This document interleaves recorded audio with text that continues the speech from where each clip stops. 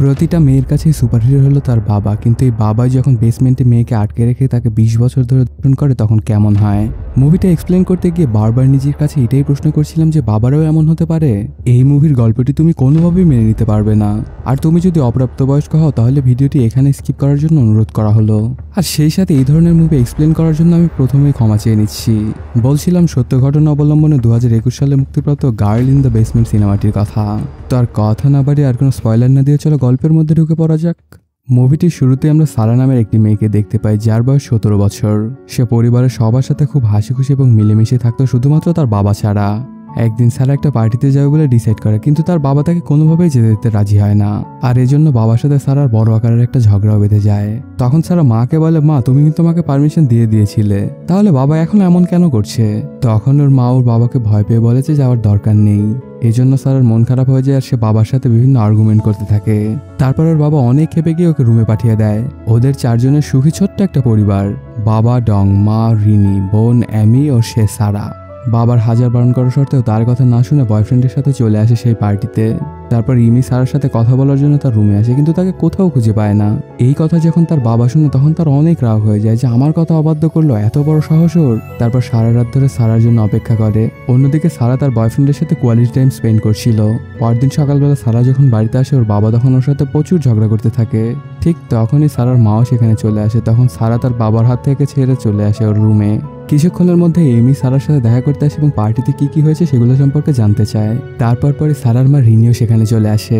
তখন সারা বলে ওর যখন 18 বছর পূর্ণ হয়ে যাবে তখন সেই বাড়ি ছেড়ে চলে যাবে। এখান থেকে তার বয়ফ্রেন্ডের সাথে ফ্লোরিডা চলে যাবে, সেখানে গিয়ে জব করে তারা নতুনভাবে জীবন শুরু করবে। এই কথাটা ওর বাবা দরজার বাহির থেকে শুনে ফেলে। ঠিক তখনই সারার বাবা একটা গোপন চাবিতে বেসমেন্টের একটা দরজা খোলে। এই দরজাটা একটা বুকশেলফে ঢাকা ছিল। এরপর ওর বাবা 3 মাসের জন্য অপেক্ষা করে, কারণ 3 মাস পরে সারার গ্র্যাজুয়েশন শেষ হয়ে যাবে। সিনটি কাট হয়ে 3 মাস পরের কাহিনী দেখানো হয়, যেখানে সারা তার বয়ফ্রেন্ডের সাথে কথা বলছিল আর আমিও তার জব পারপাসে বাইরে চলে গিয়েছিল।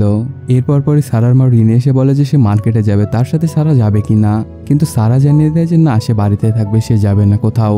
কিছুক্ষণ পরে সারার বাবা ডং সেখানে চলে আসে এবং একটি বক্স দেখিয়ে বলে এই বক্সটা বেসমেন্টে নিয়ে যেতে তাকে সাহায্য করতে হবে।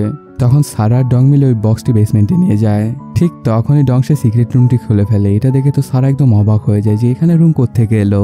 এরপর পরে ডং আর সারা সেই রুমে প্রবেশ করে। তখন ডং জানায় যে এই রুমে দ্বিতীয় বিশ্বযুদ্ধের সময় মানুষ লুকিয়ে থাকতো। কথা বলতে বলতে ডং সেই রুমের মধ্যে সারাকে আটকে রেখে সে বাইরে চলে আসে। সারা তার বাবাকে অনেক করে রিকোয়েস্ট করতে থাকে তাকে বাইরে বের হতে দেওয়ার জন্য, কিন্তু বাবা তার কোনো কথাতেই পাত্তা দেয় না। এসব কার্যকলাপে সারা খুব ভয় পেয়ে যায় এবং দরজা বারবার খোলার চেষ্টা করতে থাকে। কয়েকবার ভুল পাসওয়ার্ড দেওয়ার পর ওই রুমের লাইটটাও চলে যায়, সাথে সাথে ভেন্টিলেটারও। এর জন্য সারার নিঃশ্বাস নিতেও খুব কষ্ট হচ্ছিল। তারপর পরে সারা ওই বক্সটি খোলে যেটা ও আর ডং মিলে এনেছিল। বক্সটা খুলেই সারা তো অবাক হয়ে যায়। এই বক্সের মধ্যে তার জন্য প্রয়োজনীয় অনেক কিছুই রাখা হয়েছে।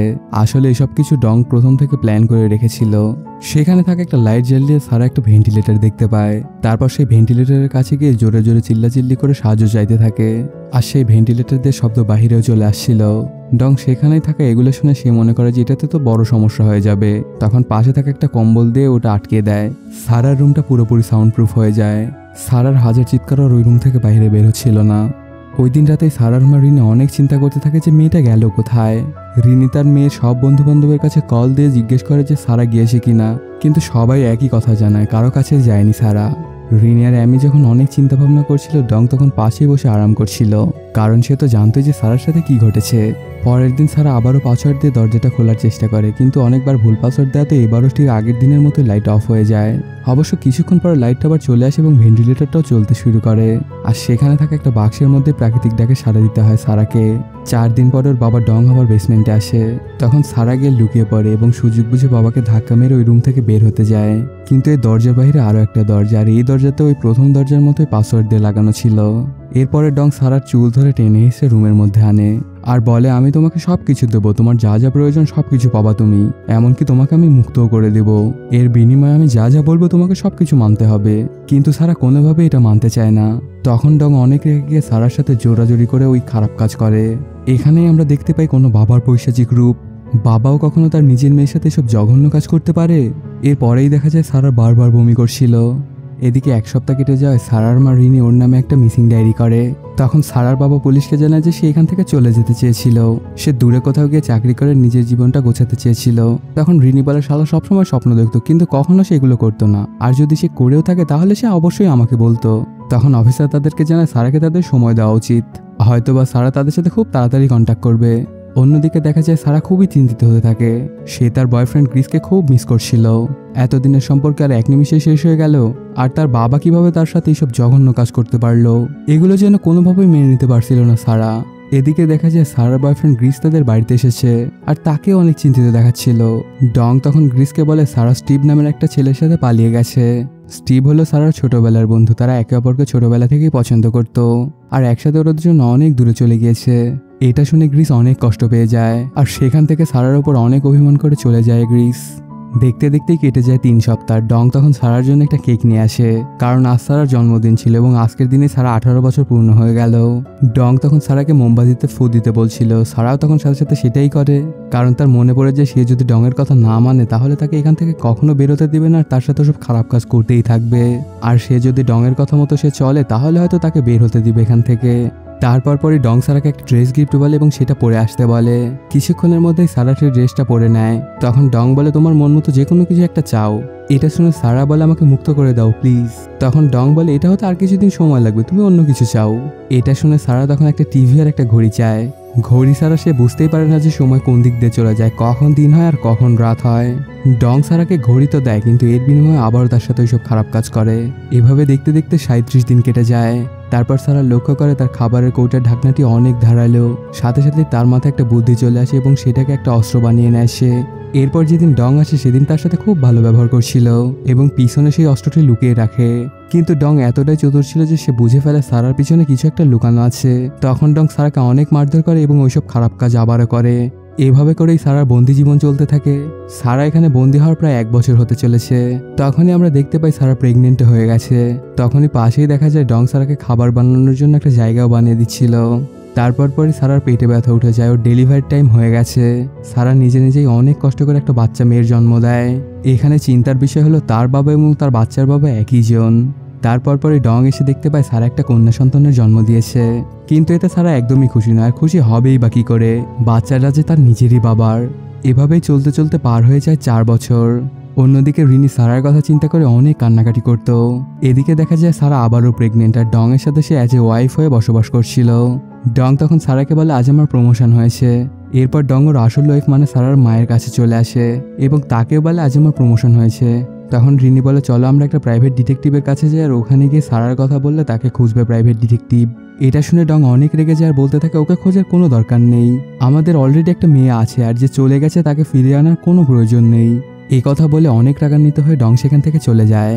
এরপর ডং তার প্রমোশনের খুশিতে সারাদের জন্য একটা টিভি নিয়ে আসে। এটা দেখে সারা আর তার মেয়ে খুবই খুশি হয়। এটা তো সারার জন্য অনেক বড় একটা ব্যাপার, কারণ সে একা একাই বদ্ধ একটা রুমের মধ্যে কয়েক বছর ধরে আছে। পৃথিবীর সাথে তার কোনো যোগাযোগই নাই। এখন টিভিতে হলেও সে বাইরের পৃথিবীটাকে একটু দেখতে পারবে। এভাবেই সময় কাটতে থাকে। এরপর দেখা যায় সারা একটা পুত্র সন্তানের জন্ম দেয়। এমন একদিন সারার মেয়ে মিলির খুবই জ্বর আসে, ও খুব অসুস্থ হয়ে পড়ে। তখন ডং ওর জন্য একটা ওষুধ নিয়ে আসে, কিন্তু ডং যে ওষুধটা এনেছিল সেটা ছিল প্রাপ্তবয়স্কদের জন্য। এটা কোনোভাবেই সারা তার মেয়েকে খেতে দিতে চায় না। তখন ডং বলে তুমি ওর মা, তো তুমি ভালো করেই এখন বোঝো যে কিভাবে তোমার মেয়েকে কি খাওয়াবে। এটাতে সারার উপর অনেক রেগে যায়। এরপর পর সেদিন রাতে সারা মিলিকে একটা গল্প শোনায়। একজন রাজার একটা মেয়ে ছিল, সে মেয়েটিকে খুব ভালোবাসতো, কিন্তু মেয়েটি অনেক চঞ্চল হয়, মেয়েটির পাখনা রাজা কেটে দেয়। আসলে সারা তার মেয়েকে নিজের গল্পই বলছিল। এরপর সময় এভাবেই কাটতে থাকে। তারপর গ্রিস একদিন আবারও সারাদের বাড়ির সামনে আসে, আর তখন ওর সাথে এমির দেখা হয়ে যায়। তখন গ্রিস এমিকে সারার সম্পর্কে জিজ্ঞাসাবাদ করে এবং কথায় কথায় এটাও বলে দেয় যে সে তো তার বন্ধু স্টিভসের সাথে গেছে। তখন এমি গ্রিসকে জিজ্ঞাসা করে তুমি এটা কিভাবে জানলে। তখন গ্রিস বলে একথা তো তোমার বাবাই বলেছিল। এই কথা শুনে এমি খুবই অবাক হয়। আমার মাঝে মাঝে মনে হয় যে বাবাই হয়তো কোনো জায়গায় আটকে রেখেছে সারাকে, আবার এটাও মনে করে সারা নিজে থেকে হয়তো চলে গিয়ে কোথাও থাকছে। এরপর মিলি সারার সাথে অনেক জেদ ধরে বলে তাকে পার্কে আর যেন চিড়িয়াখানায় নিয়ে যায়, কিন্তু সারা ওদেরকে নিয়ে কোথাও যেতে পারবে না, এজন্য ঘরের মধ্যে খেলতে থাকে। এরপরেই দেখা যায় সারা আবারও প্রেগনেন্ট হয়ে গেছে। আর এদিকে দেখা যায় রিনি ডং এর সাথে খুব ঝগড়া করতে থাকে। গ্রিসের সাথে আমির যা কথা হয়েছিল সেগুলো সব রিনিকে বলে দিয়েছিল। তখন আমি বাবাকে বলে যে তুমি সবসময় চাইতে সারাকে ঘরে বন্দি করে রাখতে, আর সবসময় তুমি ওকে অনেক চাপের মধ্যে রাখতে, এই জন্যই হয়তো কোথাও চলে গেছে ও। এইসব কথা শুনে ডংয়ের খুবই রাগ হয়ে যায় এবং ভুলবশত পকেট থেকে চাবিটা পড়ে যায়। আর চাবিটি ওখানেই রেখে সে রিনির সাথে তর্ক করতে থাকে। তখন এমি চোখ যায় সেই চাবির দিকে। তারপর এমি সেই চাবিটা নিয়ে বেসমেন্টে চলে আসে। তখন বেসমেন্টে গিয়ে এমি দেখতে পারে এখানে প্রয়োজনীয় অনেক কিছুই রাখা আছে, টয়লেট টিস্যু, বাচ্চাদের ডায়পার আর অনেক কিছুই। এগুলো দেখে এমি ভাবতে থাকে এসব জিনিস এখানে কি করছে। ঠিক তখনই ডং সেখানে চলে আসে। এমিকে অনেক বকঝকা করে তার থেকে চাবিটা নিয়ে ওকে তাড়িয়ে দেয়। অন্যদিকে সারা ডেলিভারি পেইন উঠে। সে আরও একটা ছেলের জন্ম দেয়, যার নাম রাখা হয় থমাস। ডং যখন ছেলেটিকে দেখতেছিল তখন সারা অনেক করে রিকোয়েস্ট করে যে তাকে যেন তার মা রিনির কাছে রেখে আসা হয়, কারণ এইটুকু জায়গার মধ্যে এতগুলো বাচ্চা সে কোনোভাবেই লালন পালন করতে পারবে না। আর সারা এটাও চাইতো যে অন্ততপক্ষে এই ছেলেটা তো ভালোভাবে বড় হোক। তখন ডং একটা প্ল্যান করা সেই বাচ্চাটাকে দরজার সামনে রেখে যায়। ঠিক তখনই দরজাটা খুলে রিনি ওই বাচ্চাটাকে দেখতে পায় এবং সাথে সারার একটা চিঠিও পায়। সেই চিঠিতে লেখা ছিল, প্রিয় মা, এটা আমার ছেলে আর আমার কাছে টাকা পয়সার অনেক সংকট, তাই বাচ্চাটাকে আমি কোনোভাবে পেলে বসে বড় করতে পারবো না, এজন্য তোমার কাছে রেখে গেলাম, তুমি ওকে একটু ভালো করে দেখে শুনে রেখো। এগুলো পরে মা তো কান্নায় ভেঙে পড়ে এবং সে থমাসকে ঘরের ভেতরে নিয়ে যায়। ঠিক তখন ওই ঝুড়িটার মধ্যে ডং আরও একটা চিঠি দেখতে পায়, যেখানে লেখা ছিল যে বাবা আমাকে বেসমেন্টে আটকে রেখেছে, তো তুমি আমাকে এখান থেকে ছাড়িয়ে নিয়ে যাও মা। এটা দেখে ডং খুবই রেগে যায় এবং এসে সারাকে তার উচিত শিক্ষা দেয়, মানে তার সাথে আবারও সেই সব খারাপ কাজ করে। এরপর কেটে যায় আরও কয়েক বছর। মিলি আর মাইক এখন বড় হয়ে গেছে। তখন সারা লক্ষ্য করে ওর বাবার নজর ওর মেয়ের দিকে পড়েছে। এসব দেখে সারা ওর বাবার খারাপ উদ্দেশ্য সম্পর্কে বুঝে যায়। তখন সে ডংকে বলে, তুমি ঘর থেকে বের হয়ে যাও। লাইট না থাকার কারণে ভেন্টিলেশনটাও বন্ধ হয়ে যায়। এতে মিলির খুব কষ্ট হচ্ছিল।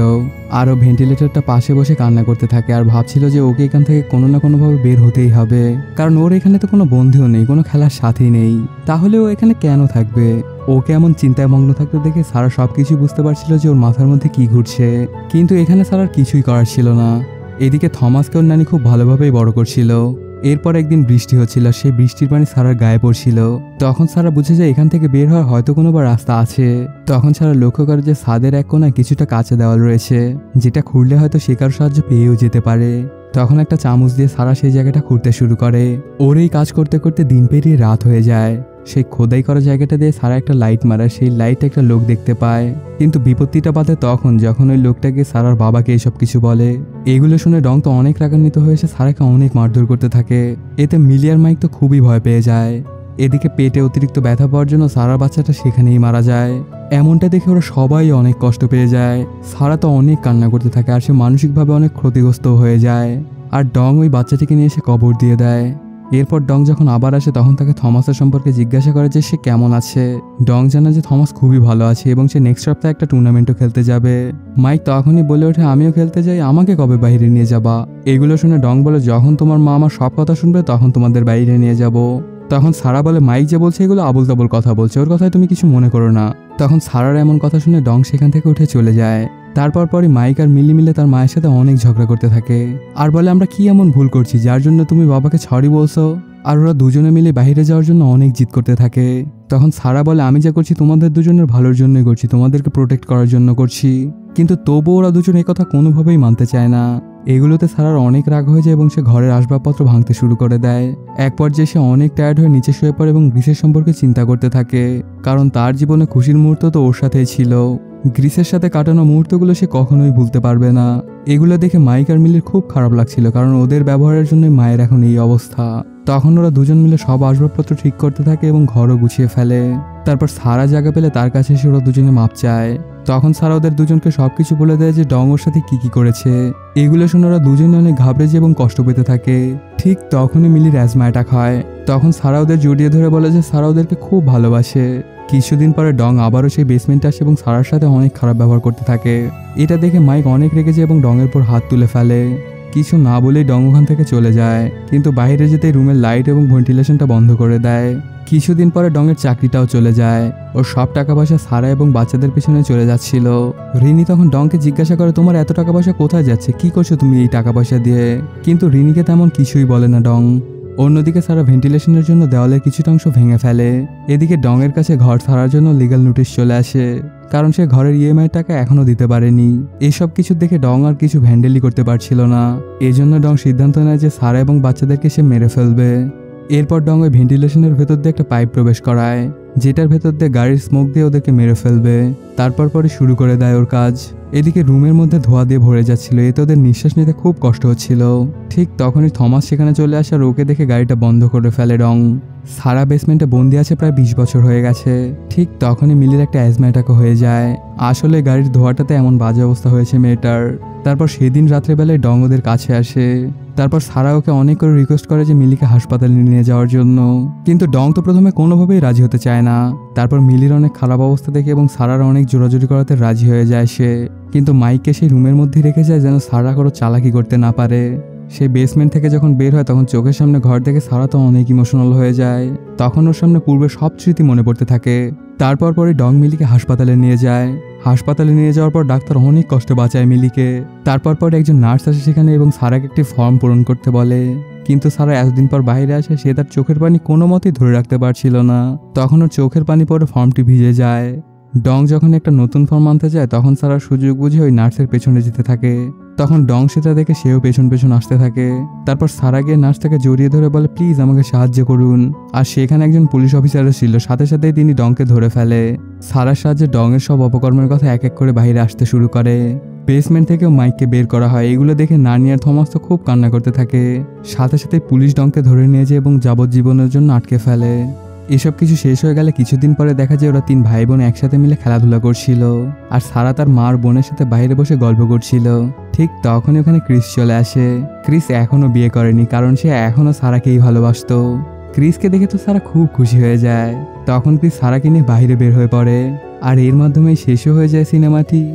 আসলে পুরো পৃথিবীতে মেয়েদের সবচাইতে ভরসার জায়গা তার বাবা, আর যখন একটা বাবাই তার মেয়ের এরকম সর্বনাশ করে তখন সে কার কাছে যাবে। এই সিনেমাটি একটি সত্য ঘটনা অবলম্বন করে নির্মিত হয়েছিল। তার মানে হলো আমাদের সমাজে ওই নরপিশাচগুলো মানুষের চামড়া গায়ে দিয়ে আমাদের সাথেই বসবাস করছে। তো বন্ধুরা, কেমন লাগলো এই এক্সপ্লেনটি জানাতে কমেন্ট করো। আর যদি এখনও চ্যানেলটি সাবস্ক্রাইব না করে থাকো তাড়াতাড়ি সাবস্ক্রাইব করে নাও। দেখা হচ্ছে নতুন কোনো ভিডিওতে।